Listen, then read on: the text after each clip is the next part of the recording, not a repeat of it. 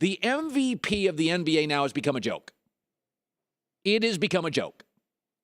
Forget the fact that Karl Malone once beat Michael Jordan. Michael Jordan won the scoring title 10 years, best basketball player in the history of the sport, 6 for 6 in the finals, and he once got beat out by somebody with the nickname the Mailman. Now, he didn't get beat by a guy named Superman. He didn't get beat out by a guy named, like, the Flying Bullet.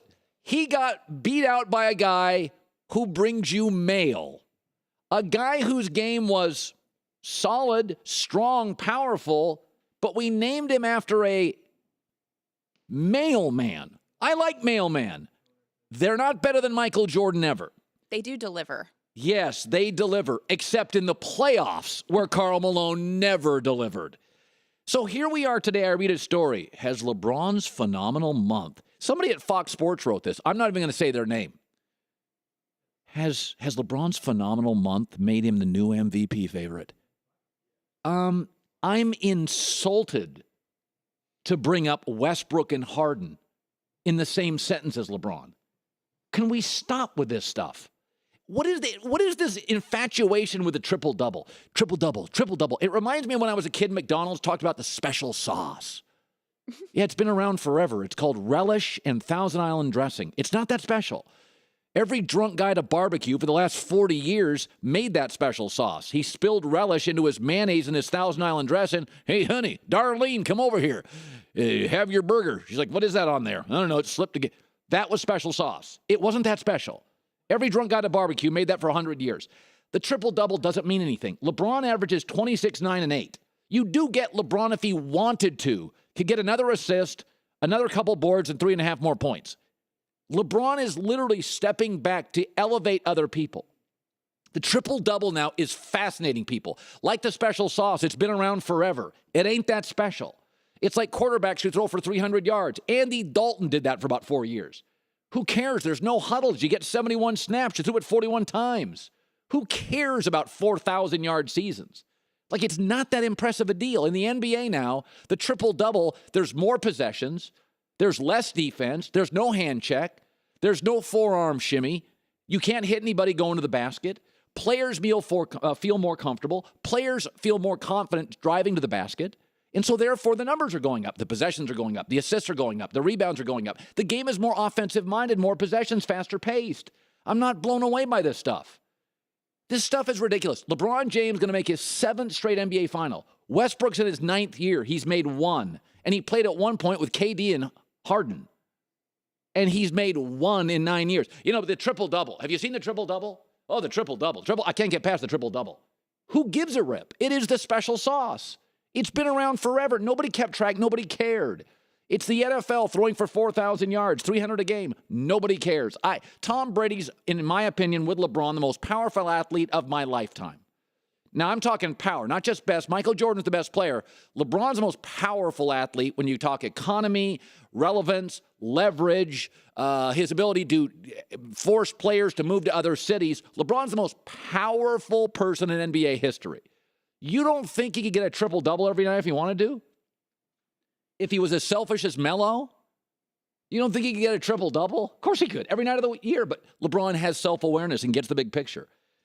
I mean, it's like these people that keep putting Aaron Rodgers. Every time Aaron Rodgers goes on a winning streak in November, oh, he's the next Tom Brady. He'll never be Tom Brady. He's not as coachable as Tom Brady. He's too condescending. He doesn't have Tom Brady's willingness to sacrifice. Tom Brady next year is 22nd in the NFL salary cap for quarterbacks.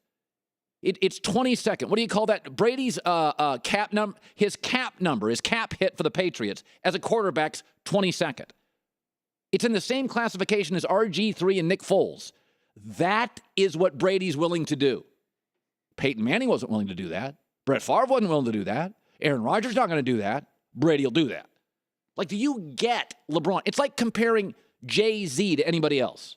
It's like comparing Beyonce to anybody else. Katy Perry's super. Taylor Swift is okie dokie. Rihanna's talented. There's Beyonce. Beyonce is her own religion. She could be a superstar model. She's a superstar singer. She's a superstar business person. Like Beyonce's in a completely different stratosphere. Same with Jay-Z. I like Eminem. I like Snoop Dogg. They're not accomplished like Jay-Z, who is the most important, the most accomplished hip-hop star by a mile. Love Drake. Love Snoop Dogg. Love Eminem. Ain't Jay-Z. So don't give me these who coulda, woulda, shoulda. Aaron Rodgers will never be Tom Brady. Every time it gets hot in November, you know, who's the best quarterback? I go on all these shows. Ever? Brady. Today? Brady. Coachable? Brady. Rings? Brady. Willing to adjust his cap hit annually? Brady. Ego? Rodgers. Okay, Brady's brother's not calling him out. Brady's teammates aren't calling him out. We got to get this. This has become ridiculous. The year Derrick Rose was named the MVP over LeBron, all these NBA writers said, well, Derrick Rose had a better year. Interesting. Points per game, LeBron. Field goal percentage, LeBron. Rebounds, double, LeBron. Steals, LeBron.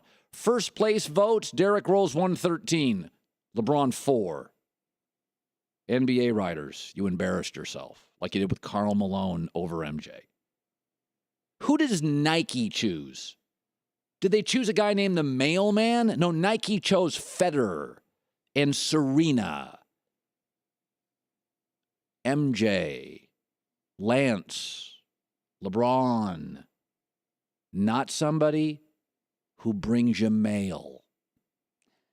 Okay? Not somebody who wouldn't get on the phone when LeBron was available in Chicago, who said, quote, it's not my job to recruit players. Congrats, D. Rose. Never forget the year that D. Rose got the MVP over LeBron. They met in the playoffs. Do you recall what happened? Oh, I do. LeBron was ticked off. And LeBron said in the fourth quarter of those games, I'm guarding the MVP. And Derrick Rose shot 17% in that series in the fourth quarter. My friend Nick Wright brought up an interesting point yesterday. I love Kawhi Leonard. I think he is a spectacular young player. One of the 5 guys in the league I'd build around. When he's on the court, the Spurs are 1.2 points better per 100 possessions. 1 point. When LeBron's on the court, Cleveland's over 12 points better. There is Beyonce, then there's everybody else. There's Jay-Z, and there's everybody else. There is LeBron, and it's insulting to bring up anybody else. Michael Jordan was so much more important that baseball players and other NBA players wore his gear. LeBron is so important to the league that he can get other star players to take less money to go places. Kevin Durant, D. Wade, Bosh, Batty A. Players will join LeBron, NBA players, limited shelf life, and they'll take less money. So I'm insulted by this triple-double thing. I've been following this league for 40 years. Nobody cared about this. Nobody cared about the triple-double. It's a stat. It is a stat. It's a stat that LeBron could easily achieve every night of the year. But he's got too much darn self-awareness and commitment to winning over stats to provide that. I had to get that off my chest. It's been driving me crazy. Do you feel better now? Not necessarily. Not necessarily. What can we do to help you? There's nothing you can do to help me. I just think I think it's absolutely ridiculous. If you were an NBA general manager, and right now I called you and said, you get one player now. Forget future. Now. You get one player now. Well, what do you mean forget future? That's not realistic. NBA. My question, right now, any player in the league, go. I wouldn't choose LeBron. You'd be fired. You would be fired. And you know what? Most GMs in the league agree with me. Whenever they're polled, it's not LeBron. Oh, when they're polled. Mm-hmm. But when their mortgage is on the line, and if LeBron was available and you chose Westbrook, you would be the laughing stock of the league didn't say because I would choose LeBron Westbrook. would get to the next 4 finals and Westbrook would be playing in a city with silos, getting triple-doubles every See, night. I don't agree with you. I think if you put him in the West, he doesn't necessarily go to the finals every year. God. With what team? Anyone he's on. Put the him on Suns. Put him on the Suns. You think they're going to the finals with just LeBron? Pretty interesting. LeBron and Devin Booker sound pretty interesting, don't they? I think they do. Not as interesting as the Warriors. Not as interesting as the Spurs. It's just OKC even. We've gotten to a point. The Heisman Trophy's a joke. That award's a joke. Everybody votes regionally. Because the votes are public, everybody's petrified to vote out of their region. So the Western writers vote for the Pac-12 guy, and the Southern writers vote for the SEC guy, and the Big Ten writers overwhelmingly vote for the it's just a joke now. The MVP's a joke. We're caught up on triple doubles. Jeez, I mean, God, 40 years watching the league, and suddenly that's now the leading narrative. Hey, did you hear his triple double last night? It's a pretty good stat. Yeah, great. It's a pretty good stat. 3 stats, actually. Here's a really cool one. LeBron's going to make it to his 7th straight final. Westbrook's been in this league 9 years. 1. And he ain't getting there anytime soon.